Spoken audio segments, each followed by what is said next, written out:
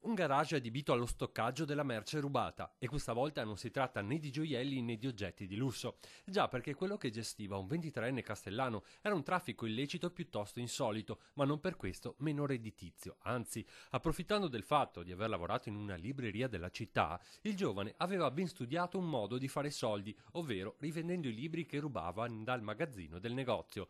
Da 6 mesi, un po' alla volta, si impossessava di centinaia di testi scolastici, ovvero quelli più facilmente rivendibili, che poi piazzava con grande facilità su internet. Aveva avviato un negozio virtuale su eBay, aveva messo in piedi un'attività in piena regola sulla rete che gestiva i libri sottratti. Un vero e proprio negozio virtuale del libro rubato, e per non destare sospetto sugli articoli praticava anche uno sconto del 15% circa, in linea con il mercato. Dopo la denuncia dei titolari, le indagini dei carabinieri hanno condotto fino al garage del 23enne, dove hanno scoperto una quantità enorme di testi rubati. Abbiamo rinvenuto quasi 2000 testi per un valore approssimativo di 50.000 euro. Il giovane, una volta scoperto, ha ammesso i fatti e dovrà ora rispondere di ricettazione. Forse, un giorno, la storia del ladro di cultura potrà essere raccontata in un libro.